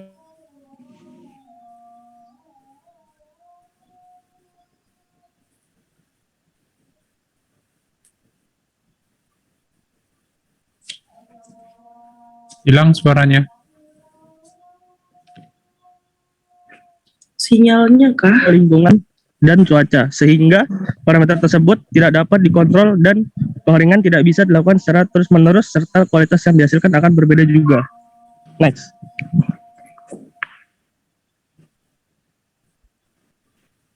Selanjutnya adalah solar tunnel dan solar greenhouse drying. Ini terdapat dua gambar, yaitu gambar pertama struktur solar tunnel drying, untuk gambar kedua adalah struktur solar greenhouse dryer. Keduanya memiliki kemiripan dalam konstruksi yang terdiri atas panel surya dan terowongan pengering yang disusun secara seri. Lalu kedua rumah kaca dan terowongan pengering ditutup menggunakan kaca plexiglas, plastik bening, atau material polietilen yang bersifat memantulkan sinar UV dalam bentuk ruang tertutup. Dibandingkan dengan solar tunnel dryer, solar greenhouse dryer memerlukan ruangan kering yang lebih besar dan cahaya matahari. Oleh sebab itu, solar greenhouse dryer lebih cocok untuk mengeringkan hasil pertanian yang tidak sensitif terhadap cahaya. Kemudian ada solar assisted drying system. Proses yang terjadi yaitu menggunakan termodinamik dengan mula-mula cairan refrigeran bersuhu dan tekanan rendah menyerap panas dari suhu lingkungan sekitar, lalu divaporasi di dalam evaporator menjadi uap dengan suhu tinggi dan tekanan rendah. Sistem pengeringan dengan pompa yang membawa udara panas yang dikendalikan secara elektrik, di mana panas dikirim dari sumber panas yang rendah menjadi tinggi melalui medium untuk menaikkan suhu udara. Sistem ini terdiri atas 4 bagian, yaitu ada evaporator, kompresor, kondensor, dan tote valve. Kelebihan dari sistem ini, pompa panas ini dibandingkan dengan pengeringan udara panas tradisional terdapat pada kualitas yang lebih baik dalam hal warna dan aroma hasil pengeringan. Kekurangannya, metode pompa panas ini terbatas pada evaporator yang sulit untuk menyerap energi yang cukup dari lingkungan dalam suatu hal, khusus seperti suhu lingkungan dan kelembapan udara mempengaruhi sistem ini. Ya, selanjutnya photovoltaic greenhouse and photovoltaic tunnel drying. Sama seperti yang dijelaskan oleh kelompok pendingin tenaga surya menggunakan fotovoltaik sebagai pendingin, dalam hal ini fotovoltaik digunakan sebagai pemanas atau pengeringan, disebabkan pengeringan rumah kaca surya tunggal atau pengeringan dengan terowongan terbatas oleh radiasi matahari yang tersedia, sehingga sulit untuk beroperasi di malam hari. Selain itu, penyinaran dipengaruhi oleh suhu juga, oleh musim. Karena itu, untuk memastikan penggunaan pada malam hari dan lalu lintas musim, peralatan pemanasan listrik diperlukan untuk pemanasan tambahan. Jadi menggunakan fotovoltaik atau fotovoltaik thermal. Berdasarkan Fitridge pada tahun 2018 membuat sebuah fotovoltaik thermal yang terintegrasi dengan pengering matahari hybrid untuk melihat karakteristik fotovoltaik thermal dalam hal waktu pengeringan dan kualitas yang dihasilkan. Dan ditemukan bahwa panas termal dan efisiensi energi listrik dipengaruhi oleh suhu, laju alir, dan lama waktu penyinaran matahari. Seperti dalam kasus pengeringan tomat yang menggunakan sistem fotovoltaik thermal. Kandungan air bisa dikurangi dari 91% hingga menjadi 22 sampai 30% dalam waktu 44 jam. Ya, next. Renewable energy could reduce emission but also create jobs and improve public health. Next. Kita mengambil beberapa referensi buat PPT yang kita buat tadi. Yang pertama adalah diantaranya Ebadi, TM, Majid, A. Fatemeh, S. Nurullah, A. 2015. Influencer of different drying methods on drying period. Essential oil content and composition of Libya, Rioda, Kuji, Apple, West Med, Aromat, Plants 2. Next. Thank you. Sekian dari kelompok kami. Mungkin ada pertanyaan. Iya, kayaknya nggak ada pertanyaan ya. Pertanyaannya ini kapan selesainya Pak? Ini udah jam 14.40 gitu. Nah ini slide ini kalian yang buat atau ngambil dari satu sumber di mana gitu?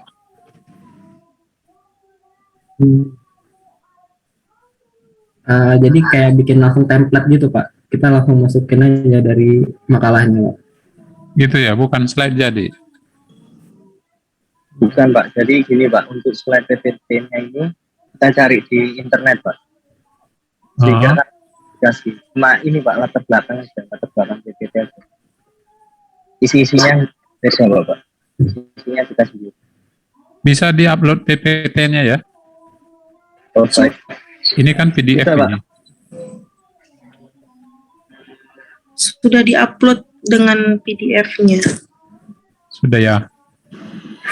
Oke, solar drying itu salah satu aplikasi dari solar thermal. Jadi saya kira tidak ada yang bukan sesuatu yang sulit ya. Jadi tidak ada rumusnya juga karena solar drying itu kalau proses pengeringan sendiri itu ada dalam transfer massa, tapi kalau energinya sendiri ya kita tidak terlalu membahas terlalu dalam. Salah satu aplikasinya adalah pengering, gitu ya. Cuma tadi tidak dibahas pengering untuk ikan atau apa segala macam. Tadi hanya hasil pertanian saja, tidak apa-apa. Tapi paling tidak sudah mengetahui ininya ya. Ada teknologi pengering gitu. Oke, ini sudah lebih jam 14.40. Tadi ada yang memang panjang. Saya kira cukup. Nah, untuk minggu depan silakan nanti yang belum di-upload, nanti minggu depan usahakan hadir supaya sekaligus saya umumkan proses UAS-nya kan minggu depan kan, perkuliahan minggu terakhir ya. Jadi hari ini saya kira cukup dan lewat 4 menit juga. Oke, terima kasih. Selamat sore. Terima kasih Pak. Ya, terima kasih Pak. Selamat sore Pak. Yuk. Terima kasih Pak.